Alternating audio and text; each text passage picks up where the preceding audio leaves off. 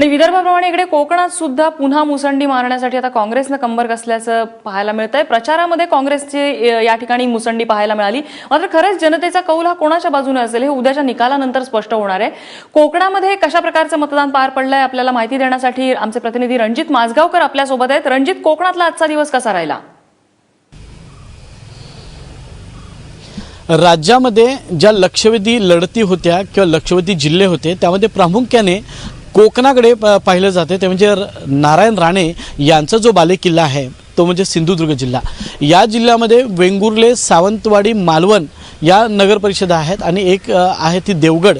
या चारही ठिकाणी आज जे मतदान प्रामुख्याने झालं, याला लोकांनी सकाळी जरी अल्प प्रतिसाद दिला असला तरी दुपारनंतर मात्र मोठ्या प्रमाणामध्ये लोक बाहेर पडलेत आणि त्यांनी मतदानाचा आपला हक्क बजावलेला आहे। दीपक केसरकर असतील, त्यानंतर वैभव नाईक आहेत आणि पुन्हा नारायण राणे, हे तिघेही या सिंधुदुर्गाचे जे नेते आहेत यांनी या चारही नगर परिषदा ज्या आहेत या आपल्याकडे ठेवण्यासाठी, आपल्या गटाकडे ठेवण्यासाठी मोठी ताकद लावलेली आहे। पण इथल्या लोकांच्या सांगण्यानुसार, म्हणण्यानुसार की बेसिक जे मुद्दे आहेत, पाण्याचे असतील, सार्वजनिक स्वच्छतेचे असतील किंवा अन्य जे उद्योगधंद्याचे जे मुद्दे आहेत, यात मात्र कुठलीही प्रगती झालेली नाही आहे। त्यामुळं आम्ही जे आज मतदान केलेलं आहे ते आम्ही विकासाच्या दृष्टीने आम्ही मतदान केलेलं आहे। अशा पद्धतीनं सिंधुदुर्ग जिल्ह्यातले जे मतदार आहेत, कोकणवासी आहेत, त्यांनी हाच मुद्दा समोर ठेवून मतदान केलेलं आहे।